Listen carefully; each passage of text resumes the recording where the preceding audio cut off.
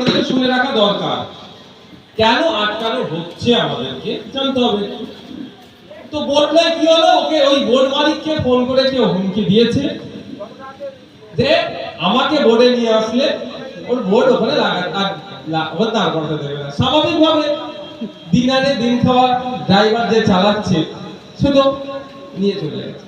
তারপরে দাঁড়িয়েছিলাম দুটি এই 20-22 বছরের বাচ্চাই বলবো আমি, হালকা বয়সী ছেলে, কাউকে ফোন করে 300 টাকায় কন্ট্যাক্ট হলো যে আমাদেরকে এপারে ছেড়ে দেবে। যথারীতি আমরা তার বোর্ডে উঠলাম, উঠার পরে আবার খানিকক্ষণ পরে ছাড়ে দিকে ব্যাপারে ভাই ছাড়, বলছে না আমার মালিক বলেছে আপনাদেরকে নেমে যেতে, নালে আমাকে নিয়ে যেতে বারণ করেছে। স্বাভাবিক ব্যাপার, এমএলএর সাথে আমার লোকজন আছে, আমার ইজ্জত না থাকলেও রাজনীতিতে নেমে গেছি, ওরা ইজ্জতটা নেই কিছু শেষ। আমার যতটা মাইন্ডে লাগছে তার থেকে বেশি এমএলএর সাথে লোক থাকা আমাদের বিশাল ব্যাপার। তাদের নেতার সাথে যারা নেতার সাথে যারা থাকে তারা বেশি লাফালাফি করে না, কেন নামবো উঠেছি।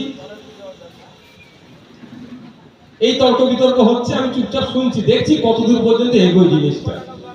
তারপরে দুটো ভদ্রলোক আসলো, দেখে ভদ্রলোকই মনে হলো ইয়াং ছেলে, যে না তুই নিয়ে যা, আমি লোকাল নেতাকে বলে টলে কয়ে ঠিক করে নিয়েছি। মানে সেখানে ভদ্র সত্যি মনে হলো, সে তারা হয়তো সেই ছেলেগুলো হয়তো তৃণমূল করে, কিন্তু তাদের একটু লাজ লজ্জা আছে, তাদের খারাপ লেগেছে জিনিসটা।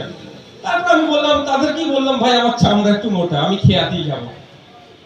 এদের ইজ্জত লাগছিল, আমার একটা খেয়াতে নিয়ে এলে কেঁদে ইজ্জত চলে যাবে, কি জানি বলতে পারবো না ভাই। আপনারা আছেন, আমি আসবো, কি আছে, আপনাদের ভোটের জন্য তো আমি নেতা হয়েছি। আরে বলুন, যদি না ভোট দিতেন আমি কি বিধায়ক হতাম? তাহলে মানুষ ভোট দিয়ে ভিআইপি বানিয়েছে। আমি তো মনে করি আপনারা ভিভিআইপি, আমরা যদি ভিআইপি হয় আপনারা ভিভিআইপি ভোটার। আমাকে জানেন আপনারা, মিথ্যা ভাবে 42 দিন জেলে আটকে রেখেছিল।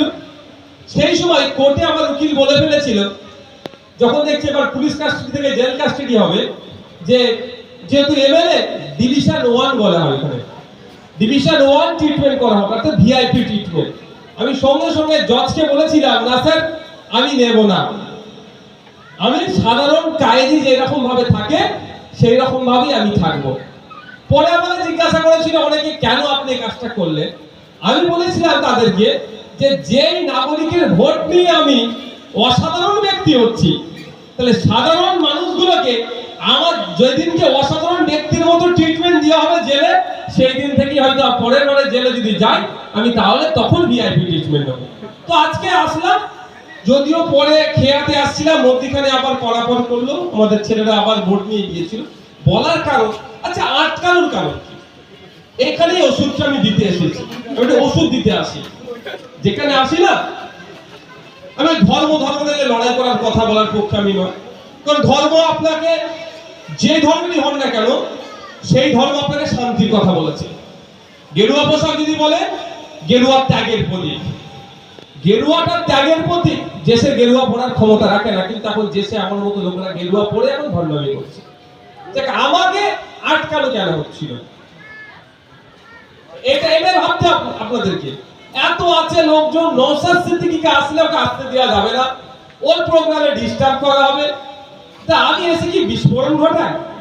আমি এসে কি এমন কথা বলে দিই যে মানুষের মনে বিভেদ লেগে যাবে? আমি এসে কি এমন কথা বলে দিই যেখানে সাম্প্রদায়িক দাঙ্গা লেগে যাবে? বলতে পারবে কেউ?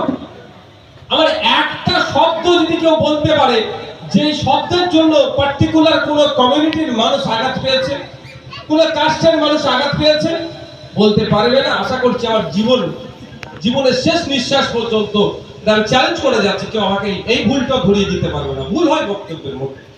তাই বন্ধুগণ, আজকে আমি এখানে এসেছি 3-4টে বিষয় নিয়ে আজকে আলোচনা। ওয়াকফ সংশোধনী আইন বাতিলের জন্য আলোচনা, প্রতিবাদ সভা। তামান্না খুন, আপনার নদিয়া জেলার একটি ক্লাস 9-এর বাচ্চা মেয়েকে খুন করেছে, এই ক্লাস 4-এর 9-10 বছরের বাচ্চা মেয়েকে খুন করেছে। ভেরি রিসেন্ট এই কসবা ল কলেজে একটি বোনকে গণধর্ষণ করেছে, তার প্রতিবাদে কলেজ বিশ্ববিদ্যালয় বা বিভিন্ন ক্ষেত্রে ওবিসি সার্টিফিকেট নিয়ে যে নোংরামি হচ্ছে, সেটার অবসান হওয়ার জন্য প্রতিবাদ সভা। এবং বিভিন্ন রাজ্যে আমাদের বাঙালি শ্রমিক, বাংলা ভাষায় যারা কথা বলে, তাদের উপরে যে দমনপীড়ন নেমে এসেছে, অত্যাচার যেটা হচ্ছে, তার প্রতিবাদে আজকে আমাদের প্রতিবাদ সভা। আমি এই বিষয়গুলো কিছু কিছু বলবো, সাথে সাথে এত মানুষকে যখন কাছে পেয়েছি আরো আনুষঙ্গিক কিছু বিষয় বলবো, অসুবিধা হবে কারণ?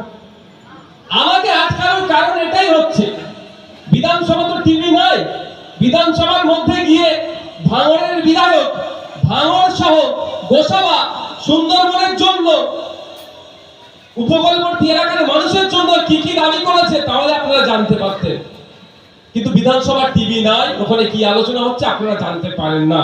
কিন্তু আপনাদেরও আওয়াজ তোলা দরকার যে আমাদের ভোট দিচ্ছে, মাস গেলে 1,21,000 টাকা পাচ্ছে বাবু, বিধানসভায় গিয়ে ঘুমাচ্ছে না, গল্প করছে না, আমাদের গোসাবার মানুষের জন্য কথা বলছে, রাজ্যের মানুষের জন্য কথা বলছে, এটা জানা দরকার আছে না নাই ভাই? কিভাবে জানবেন? কবে 2 বছর পরে বই আকারে বার হবে তখন বক্তব্য জানবেন। কিন্তু টিভি থাকতো, লাইভ যদি চলতো, এটা তো লাইভ হচ্ছে এখন, ঠিক এই ধরনের বিধানসভায় টিভি থাকা দরকার আছে না নাই? আমি তো বারবার বলি লাইভ হওয়া দরকার। আমাকে আটকানোর কারণ এই জন্যই, আমি বিধানসভার মধ্যে দাঁড়িয়ে এই গোসাবার মানুষের জন্য, সুন্দরবনের মানুষের জন্য, সাগরের মানুষের জন্য, হিঙ্গলগঞ্জের মানুষের জন্য, সন্দেশখালীর মানুষের জন্য, কাকদ্বীপের মানুষের জন্য, এন্টায়ার যে সমস্ত সুন্দরবন লাগু এলাকা আছে সেই সমস্ত মানুষের জন্য আমি আওয়াজ তুলেছিলাম। ভাঙড়ের মানুষের সাথে সাথে এই সুন্দরবন প্রত্যন্ত গ্রামের মানুষের জন্য আমি আওয়াজ তুলেছি।